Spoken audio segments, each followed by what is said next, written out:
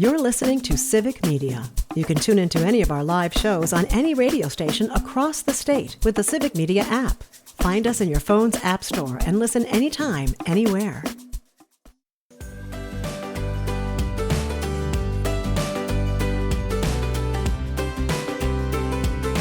Good morning and welcome to Matt Nair on Air. Jane Matt Nair, Greg Bach, Calvin Butenoff coming to you live from our home at Radio Park in Racine. You can always join us. You can call or text. The number is the same. It's 855-752-4842. You can also leave a comment if you're watching on the live stream on Facebook, YouTube, and what used to be Twitter. I want to give a shout out to PJ, who was listening on the live stream yesterday and actually brought this up, and we didn't have a chance to get to it. And then I walked in yesterday into Kelly's Greens in Wauwatosa, where the owner, Aaron Kelly, who is joining us now, is being interviewed by TMJ4. And I kind of ruined that whole take for them. Sorry, TMJ4. Aaron Kelly joins us right now from Kelly's Greens. Good morning, Aaron. Thanks so much for making time for us. Good morning, Jane and Greg. Thanks so much for having me. Again, this measure to reopen the government, and there's a state element to this too, but let's start with the federal portion of this.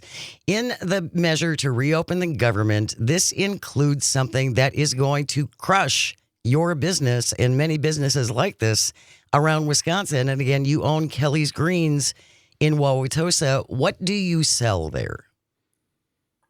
So at Kelly's Greens, we specialize in craft cannabis products. Everything at our shop is made by me or a maker that I stand behind, and everything is made in Wisconsin. So it's made by a maker that I trust. All of our products are third-party tested, only sold to people over 21 years old, and that's what we've been doing since we started this business 5 years ago. Who are your customers, Kelly, other than me? It turns out people like to feel good and people can't sleep. Lots of people are looking for alternatives to alcohol. So our customers are my age and older. It's certainly a demographic that's looking for help with relief from anxiety and pain and to help sleep. So it's usually about my age and older. We do have some younger customers too, but the people that flock to our store are looking for craft cannabis products that are safe and made in Wisconsin. I think that it's safe to say that when we talk about the clientele for a dispensary, it's going to cross all lines. And one of those lines is political. People who voted for one way or the other, they want to take part in this legally available product that, as you said, can help them. I mean, not just with, anxiety, sleep problems, pain problems, PTSD. And I feel like that is something that we see in all the polls over the past few years coming, at least from Wisconsin, if not nationwide, that for the most part, most folks are on board with not only what's happening right now in Wisconsin, but taking it a step further to full legalization so they can access even more products. But this, I don't know about you. You work in this industry, Aaron. This story just hit me in the face yesterday. I'm like, wait, what?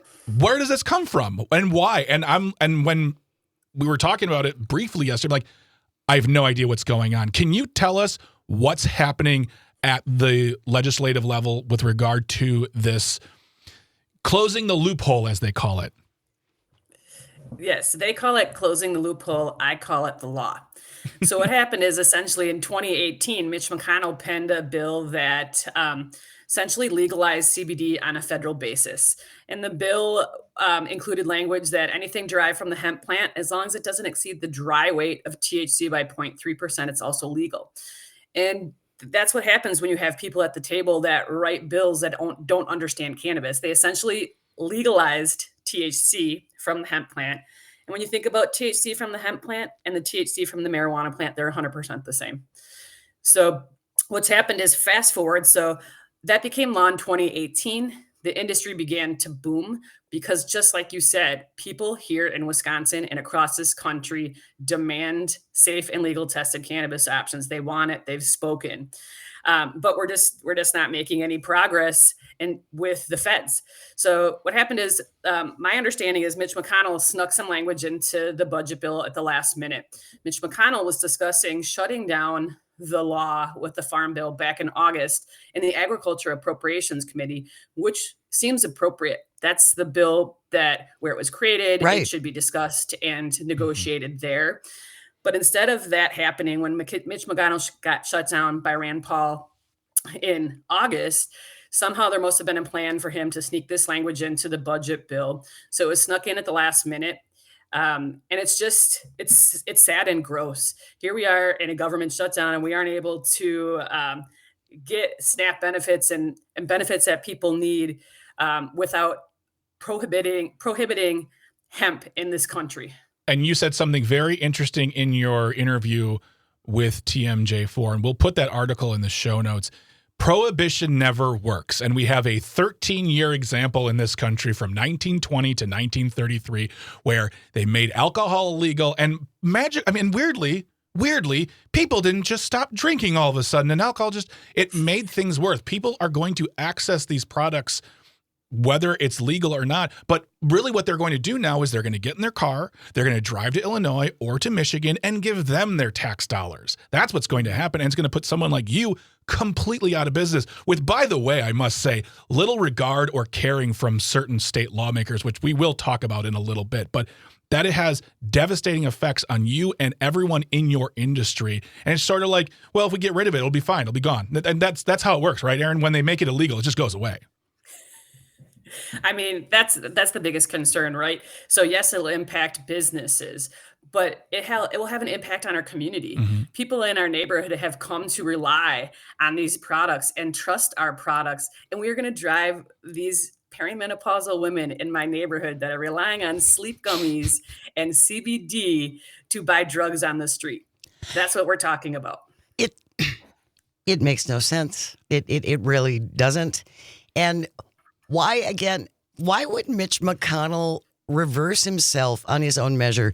And if you're just joining us, by the way, on Matt Nair on Air, we are joined by Erin Kelly.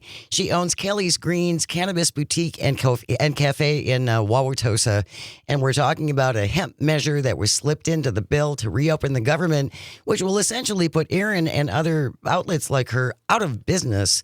And there is a state element, too, to this, which we'll get to in a second, Erin. But why would Mitch McConnell reverse himself? He is the one who made hemp available. Did he get a donation from a particular lobbying group that may not want hemp to succeed? I mean, that's really seems to be what we're hearing on the inside chatter of the cannabis industry, is that politicians are being bought and paid for, and they're making laws and prohibiting products because it personally will benefit them, and they don't care about what the residents of Wisconsin or this country want. That would be shocking.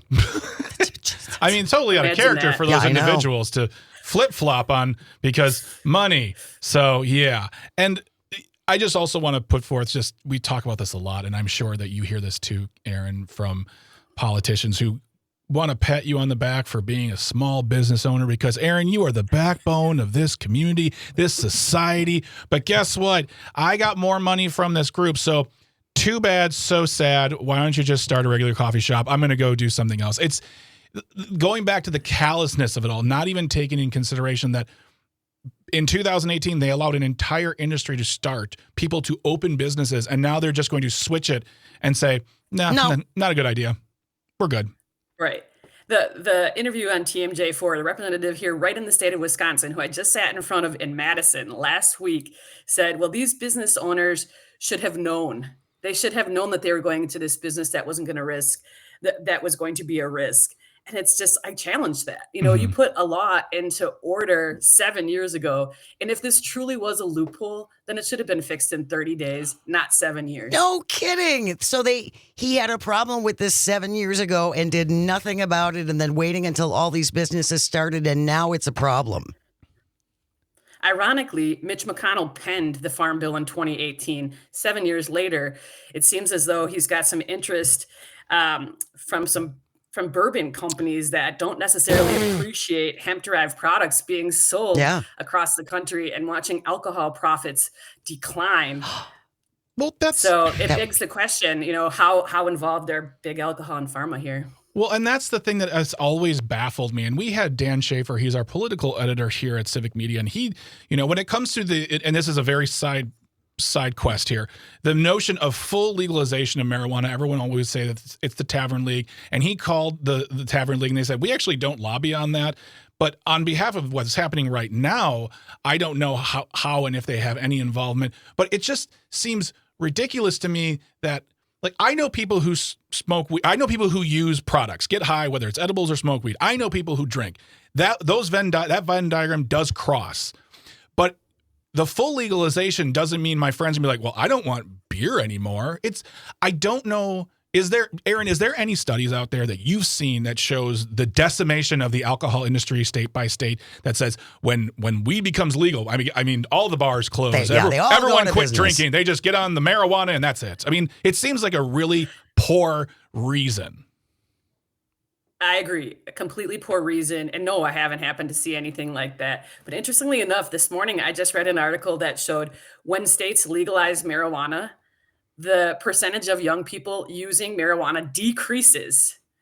And so it's count in point, it's just crazy. It's not cool anymore, man. Well, and again, the Wisconsin lawmaker who wants this to happen on the state level, their whole thing is it's about protecting our children. Save the children, protect our children. We can't have our children exposed to this. At the same time, my question to him would be, so if you're so worried about protecting our children, then I assume that you are putting pressure on your fellow Republicans on the federal level to release the Epstein files. And I'm sure you're also pushing for stricter gun laws, gun safety measures to protect our children. Yeah. I'm assuming that's not happening from him. Well, and so the person that we keep on referring to is Jim Pivovarczyk. That's a name. That's a real name. Pivovarczyk. He is a representative here in Wisconsin, and he is the one. And actually, when we come back after we get some snacks and some water, I've got the clip ready to go to give his reasoning. And we can talk about that further because you're right. You're absolutely right. It's a very flimsy reason why he's so concerned, and also, again, the callous nature with which he approaches the entire thing is to say, not my problem. Yeah. So yeah, and I will have information for all of you on how to get a hold of that representative too. Because we can call them. I've got phone numbers and emails. You can call Mr. Jim and let him know what your thoughts on this matter are. Because as we said before, this is a topic that crosses gender lines, age lines, color lines, religious lines, political lines. And people want it. Shockingly, he works for us. It's just a crazy thing like that. We're going to continue talking with Aaron Kelly from Kelly's Greens Cannabis Boutique and Cafe. If you use these products, we would love to hear from you at 855-752-4842. Do you use THC-related products? Why do you use it? 855-75-CIVIC. You are listening to Matt and Aaron on Air. We are coming to you across the vast, statewide, countrywide. You can pick us up around the world on the Civic Media Radio Network. We'll be right back. You're listening to Civic Media. Stay up to date on the latest news and information for your local community and Wisconsin by signing up for our free email newsletter. Visit civicmedia.us/email to get started. Good morning. Welcome back to Matt and Aaron on Air. Jane Matt and Aaron, Greg Bach, Calvi-Tini on the board, coming to you from our studio at Radio Park in Racine. You can join us. Call or text at 855-752-4842. Leave a comment if you're watching on the live stream on Facebook, YouTube, and what used to be Twitter. We are joined by Erin Kelly. She's the owner of Kelly's Greens Cannabis Boutique and Cafe in Wauwatosa, talking about a measure that got slipped in to the measure to reopen the government, which will essentially outlaw cannabis products, THC products of 0.3%. They want to change it to 0.00000 zip percent. It'll amount to nothing. We wanted to find out if you use these types of products and why you do. 855-752-4842. Brett from Brown Deer joining us on the line. Good morning, Brett. Do you use cannabis-related products? Oh, you betcha. I smoke weed every day. And I'll tell you why. Due to the end of my military career, I was medically discharged. I have chronic back pain. And for the last 18 months of my career, the military just pumped me full of Percocets. Yep. I mean, I was getting as many as 60 a week. And Jeez. I know. And it just masked the pain. It never did anything for my body, for my back. And once I left the military, a buddy of mine said, hey, just smoke some weed. And I bought weed, and I've never looked back. Yeah. I don't care if it's illegal. I got my life back. I don't have to lay on the floor at nights to sleep, you know? Yeah. Hey, it makes me happy and giggle. Oh, I'm really hurting someone. And by the way, I never really liked alcohol that much. Yeah. But the only time I'll ever drink a beer is if I smoked a little weed and I feel like, other than that, I never drink beer. Yeah. Thank you, Brett. Really appreciate you checking in on this. I'm going to share this just because we talked about it briefly. I stopped drinking last year. I stopped drinking on December 27th, essentially. And so I have been going to Kelly's Greens since then. I drink the seltzers that you sell. And like I told the guy from TMJ4 when I interrupted his interview with you yesterday when I walked in, for me, it takes the edge off. These seltzers take the edge off. But what they don't do that alcohol did, alcohol made me very, very confident when I should not have been. Oh, so you're a man. You're becoming a man. That's what I live with every day, baby.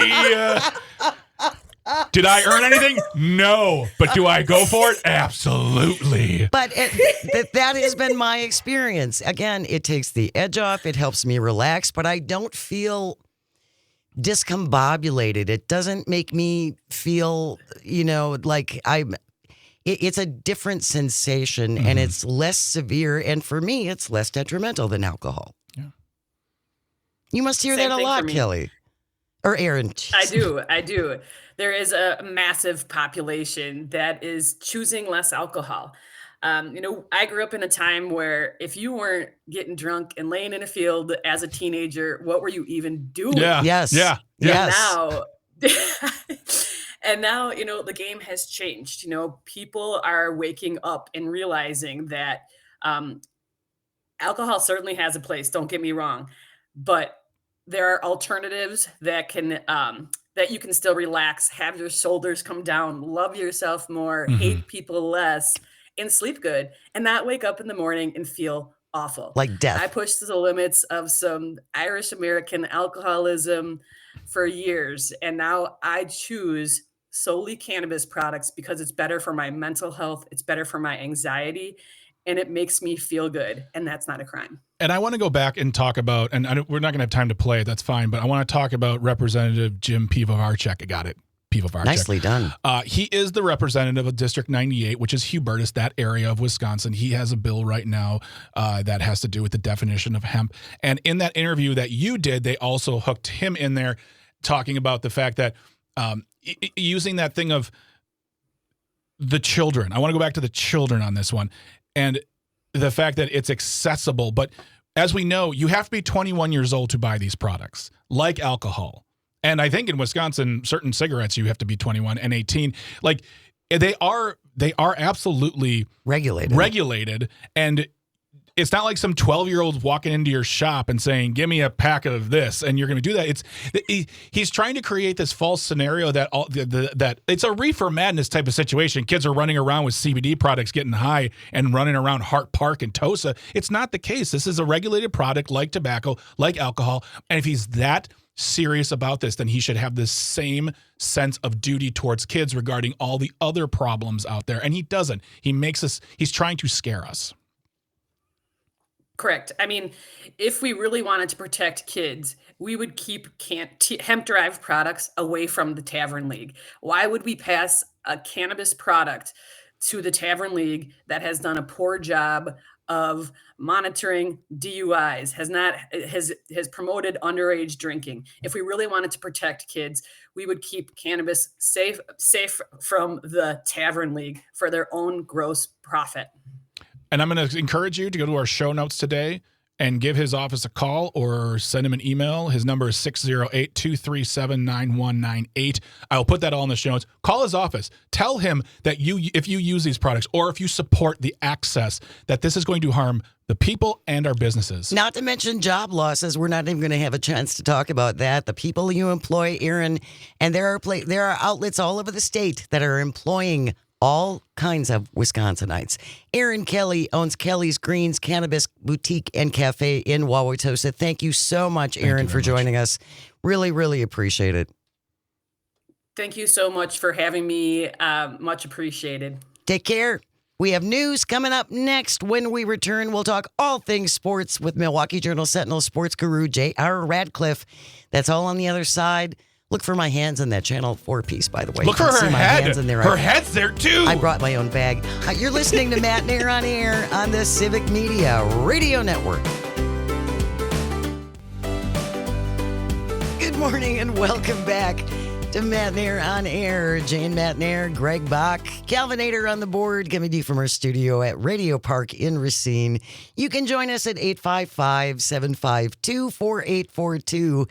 Leave a comment if you're watching on the live stream on Facebook, YouTube, and what used to be Twitter. He joins us every other Thursday to talk all things sports. Milwaukee Journal Sentinel sports guru J.R. Radcliffe is here.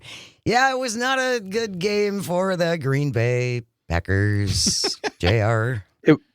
Definitely not. However, I'm willing to make that concession if I can listen to more from Fuel's untitled debut album, including the song Bad Day that was just playing just there. I love that song. I love that album. JR, this isn't the flex you think it is. You would kill it. I forgot Fuel was. You don't want to see this body flexing. I just want to listen to more late 90s alternative rock, baby. Then I will take you to a county fair next summer. I'm afraid I know you're right. I know you're right. Those are my people now. No shame in that. No shame in that. No shame. No, great food. A lot of deep frying and a lot of rock and roll from my generation. It's quite nice. No crowds. The Packers. What are we going to do about that team?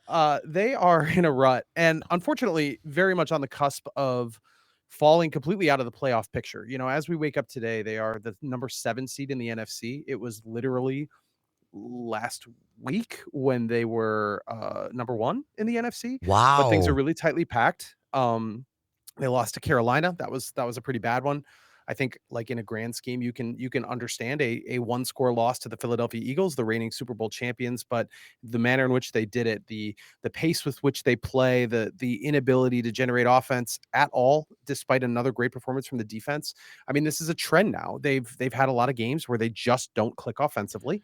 They, even in wins, have not looked very good on that side of the ball, and it has cost them, and it has caused a lot of people to wonder if Matt LaFleur is the guy to lead the team, you know, into the future. I didn't think we would get there quite this quickly with Matt LaFleur, especially after the Packers started out 2-0 and looked really good through the first 2 weeks. But they're in a little bit of danger here, and they've got a very tough portion of their schedule coming up. They are backed into what is essentially a must-win this weekend against the New York Giants, which is the only team on the schedule that I think you could safely say is a game they should win, unquestionably should win.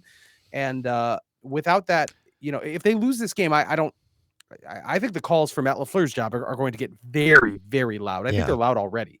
But at that point, you have to confront that they're just not they're not a playoff team. And how did that happen when they seemingly went all in with the Micah Parsons trade before the season? Like they thought they were a playoff team. So what in the world went wrong? And I think a lot of people are wondering what is going wrong on the offensive side of the football.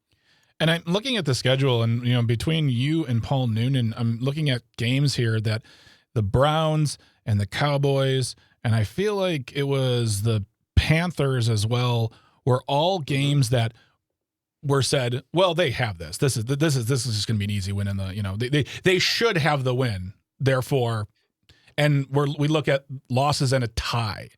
And my question is, when the rest of the season notwithstanding, what do the Packers need to do for the rest of the season to keep themselves in contention for the playoffs. And Matt LaFleur keeping a job. Yeah, part of it's out of their hands because it relies on health a little bit. They have to get their receivers healthy. Not having Tucker Kraft is a monumental loss. And I think you saw it against the Eagles. It wasn't lost on anybody when he left with a torn ACL against the Panthers. And not having him, in my opinion, it might be pessimistic, but I think without him, they cannot win a Super Bowl. I think they went from a team that could to a team that cannot because they lost Tucker Kraft. That might be overstating it. Football's 22 men on a 22-man game. It's not something that you can write off to one player, but they relied so much on him, and they have to figure that out. They have to figure out how to offset that. They run the football so much, and it kind of has become their bread and butter. It's not working this year. It isn't working as smoothly as it did last year, and they move so slowly that they're not giving themselves enough chances to take advantage of the passing game. They're also just not throwing the football. They've become this notorious team on second down where they run the football almost exclusively, and it isn't effective, and it puts them behind the 8 ball. They're ending up facing 3rd and 7, 3rd and 8. And Jordan Love is, he's still good. He's still, I think stats will back that up, that he is a very capable quarterback. It's either a matter of him just taking over and, I don't know, changing the plays like Aaron Rodgers did and get out of some of these running situations and play calls, or, or Matt LaFleur just giving him the keys, letting him actually make some more of these throws down the field, because we know he's good at those. And I don't know, the receivers are very unhealthy. Matthew Golden didn't play. Christian Watson has been hurt. Jaden Reed is out. Romeo Doubs has been dinged up. Like, they have been missing guys from time to time, and that is really hurting the passing game. But if that doesn't improve, it's ball game. Like, they've got a good defense. They've got a championship caliber defense. Their offensive line hasn't been good enough. Their pass catchers need to be better, and the overall offense just they have to score points. They have to score more. That's the whole thing about the whole points thing. If you're just joining us on Matt and Air on Air, J.R. Radcliffe from the Milwaukee Journal Sentinel is here. We're talking about the Packers. Calvin, you had a question? Well, I guess it was just more of a comment. The Packers, I know, are banged up. That does not help them on offense. But I think part of what's emblematic about how it kind of boils down to it being Matt LaFleur at the end of the day is play calls like a shotgun run on 4th and 1. Like, what are we doing? And then there's instances where you can hear on tape of defensive players in short yardage situations calling out what run play we were going to run, and then we do. Like, it has to fall in Matt LaFleur's lap to be more creative and more effective. Yeah, I think in that specific case, what you're talking about is a key 4th and 1 play where they snapped it out of the shotgun, handed the ball up to Josh Jacobs. It got blown up immediately, and you can hear the Eagles players saying inside zone run, that they know it's coming. And that one play, I think in that case, is on Jordan Love. My understanding, and this is a little deeper than maybe my knowledge goes, but it seemed like maybe he called the same audible that he had called earlier in the game. Eagles sniffed it out very quickly, and I don't know why nobody called timeout or couldn't assess that something horrible was about to happen. But for whatever reason, they ran the play, and it ended very badly in a very costly situation. I do think, Jordan Love does share some of this because, he is the guy who's running the offense, and the offense isn't running well. So some of that does fall on him. But I do think play calling has absolutely come under the microscope here with Matt LaFleur. That's his job. That's what he was, ostensibly brought here to do. And it seems like he has gotten more conservative over the last few years. He's just become, that he once famously said, all gas, no brake. That became kind of a meme for a while. That's not who he is. Yeah. He's a guy who likes to limit the number of possessions, utilize the running game over and over and over again, try to control the clock, react to what the defense is giving you. And Paul Noonan will say this too. The defenses want the Packers to run the ball. It's just not as efficient. And so if they are backed out, give them a soft front and second down, Packers are going to run against that. They're reacting to the defense, and the Eagles will just sniff that out and easily, stop it for, 3 yards, but still not enough to really move the chains and keep things moving. So at some point, the offense has to get aggressive, take the reins, and be like, we're not going to react. We're going to do what we do well, and we're going to live and die with that and move the football. And these better teams, like the Vikings defense, Vikings are coming up in a couple weeks. That defense will crush the Packers that you saw against the Eagles. That team is not going to move the ball against Minnesota. So they have to do some things differently. It just doesn't make sense to me that if the run game is not working, why keep doing it? That's more of a rhetorical. It just does. I am, as you know, right. I'm not a football fanatic, but I appreciate logic. And as you and Paul have both said in this past season, when you give Jordan Love the ball to throw, he can do it. So why not exploit that option more often? If anything, just to throw off the opposing team. But if he can throw 300 yards or 250 yards a game, then give him the ball. Let him run it down the field and at least try that, because what you're doing right now seems like you're banging your head against a wall and then going, I don't know why we're losing. One of the defenses to continuing to run if you're not having success is it sets up play action, which is this play where you fake the handoff to the running back, step back, and then throw it down the field. The former Packers teams under Aaron Rodgers and Brett Favre used play action to perfection. That was a key element of their offense. And if you're going to use that and have it be effective, it was effective at the couple times they used it against Philadelphia, but they're not going to that well either. They're not saying, okay, you think we're going to run it every time, so we're going to pretend like we're going to run it and throw it down the field. No, they're just running it again. So that part doesn't make a lot of sense, especially when they do have success with play action, with some of these other wrinkles. I don't, I'm not a play caller. I can't speak to knowing the exact answer there, but it does seem like it's broken through where Matt LaFleur is in a situation where he has to change something or he's going to be coaching for his job. Milwaukee Journal-Sentinel J.R. Radcliffe is here to talk all things sports. J.R., has a NFL coach ever resigned? Or do they all just hang around and wait to get fired? I'm just curious because I feel badly for Matt LaFleur. I would hate to see him get tossed out. I guess I would rather see him resign with some graciousness and get out of the way, because he had a great start. I hate to see it come to an end like this for him. And I'm not saying that it will come to an end. I mean, he still has a great track record. You cannot deny his wins and losses. So they better be sure if they're going to move on from him. And certainly don't think it would be during the season. It'd be maybe after. But you better be sure. You better be sure that you can find somebody better who's stronger at the things you want to be strong at. Because Matt LaFleur has a great track record. I don't know why things have sort of devolved, but he's still he's not a stupid man. He's a very smart coach who has had some success. Yes, the resignations have happened. I think what you see more of is guys just like conveniently taking a job somewhere else.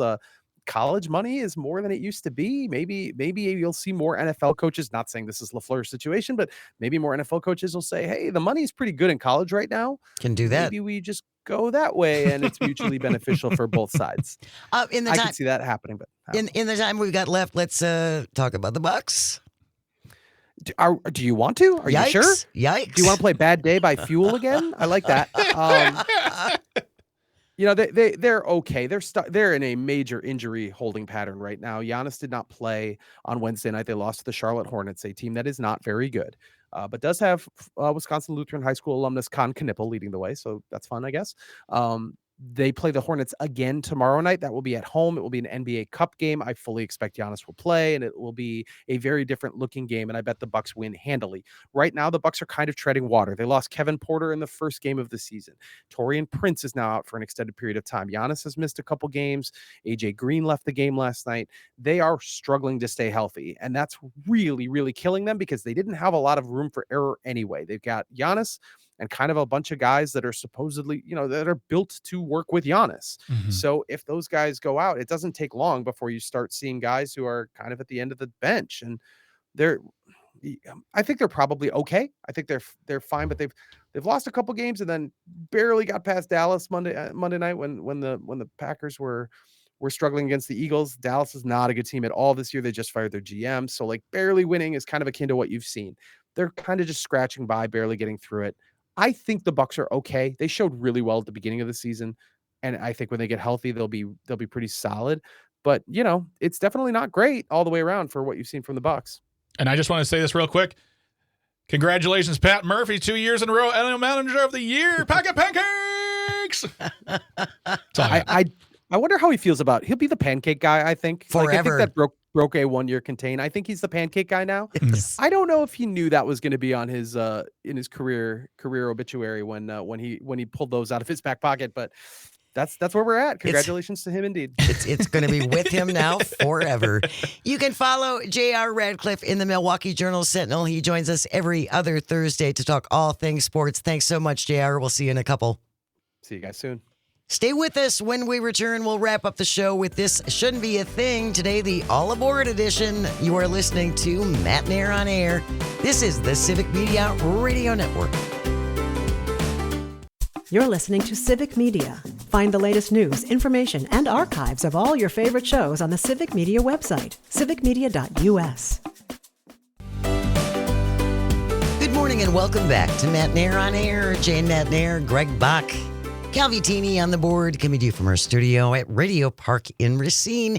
You can always join us, call or text. The number is the same, 855-752-4842. You can also leave a comment if you're watching on the live stream on Facebook, YouTube, and what used to be Twitter. Thanks again to Jim Santel for joining us. Also, Aaron Kelly from Kelly's Greens, which is a cannabis cafe in Wauwatosa, slipped into the measure to reopen the government, was something that will essentially kill businesses like Aaron Kelly's in Wauwatosa. If you are a cannabis user, if you use THC products, and this is of concern to you, I would encourage you to go back and listen to it. Listen to it. Go to the show notes. Look up Jim Pivovarchuk's information. You give him a call, send him an email. If you live in Madison, you can hear us. Go to the office there at the Capitol, because this will essentially devastate a sector of private business, and people will lose jobs, and customers will lose the ability to take care of themselves the way they should be able to privately, utilizing legal measures. And in my opinion, Jim Pivovarchuk, Jim P, we'll call him. Jimmy, is using old school scare tactics to try to push his bill, and it shouldn't work. Tell them what you think. Give them a call, write them a letter, do it now. You can always listen to old episodes if you miss anything, because we know you have a life. Go to civicmedia.us, click on shows at the very top, go to Matt Nair on Air, hit that, and that will take you to our show page, and we've got at least 2 months of prior shows. Greg does a really good job of putting the show notes together so you know who the guests were and what the topics were and related articles and all such things. Right now, it is approaching, Calvin, 10:55. That means it's time for This Shouldn't Be a Thing. If you ever find a thing you think should not be, send it into Greg and me at Jane Says at civicmedia.us, JANESAYS, Jane Says at civicmedia.us. Calvin found this one from CBC Canada. Headline reads, "Man who took Hamilton bus on joyride did a great job driving. Left no dings, say police." And just to be clear, this is Hamilton, Ontario, Canada, not a Hamilton fan tour bus, which I don't know where in Canada it would go to. But hey, who doesn't love musical theater? Exactly. 36-year-old of no fixed address. Where is that? It's no fixed address. Let passengers on and off at bus stops. A man in a Hamilton City bus took a joyride on Tuesday with passengers still on board around 9 o'clock at night.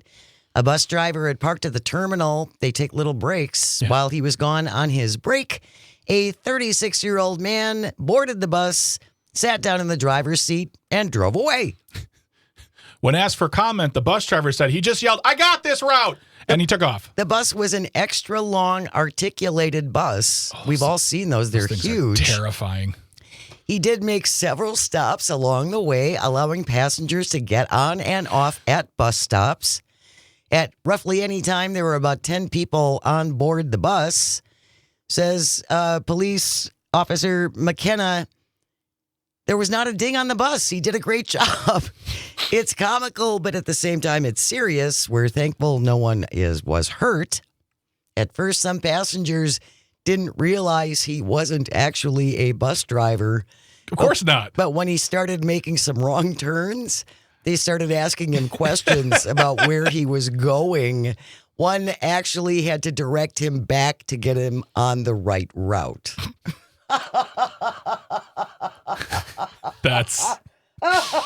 And it's Canada, so everyone was so polite. Very, very polite. I'm going to be a little late, but that's okay. Yeah, I'm just going to get where I need to go. He even went so far as to deny someone boarding who had an expired bus pass. So he was following the law. I mean, okay, look, Jane, we've all heard the conundrum. How am I going to get a job with no experience? How do I get experience without a job? Without a job, exactly. So really what this gentleman of no fixed address has done is started to craft a beautiful resume. There's notes. We can work on it. We can grow. We can turn him into an #1 bus driver in Hamilton, Ontario. Apparently, police were strategically following the bus. They never put the lights on because they didn't want to spook him. When the bus finally stopped about 15 minutes later, and they said he parked just fine. And the man was taken into custody without incident. He's been charged with theft over $5,000, possession over $5,000, obstructing officers, and driving while prohibited.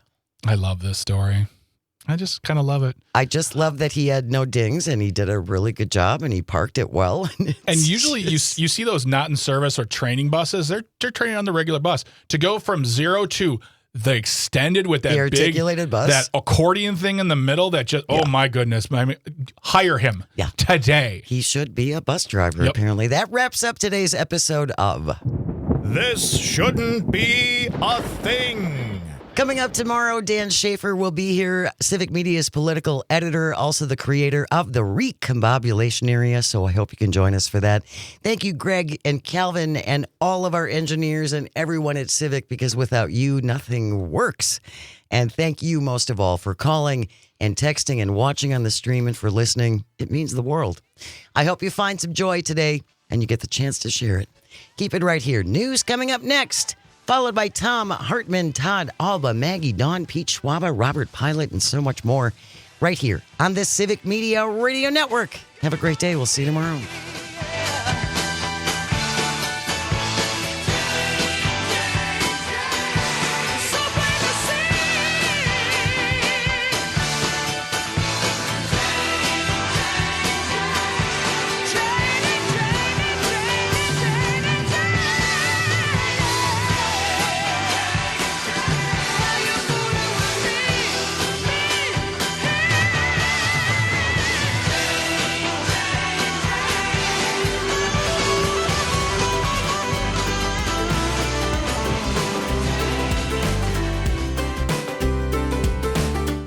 The national news cycle never stops, but it can be hard to find news about your local community. Civic Media is dedicated to providing quality local and state news coverage across Wisconsin. With the Civic Media app, you can get notifications about local stories that matter to you and your community. Find the free Civic Media app in your phone's app store and choose notifications from the menu to tell us what kind of news you want to hear about.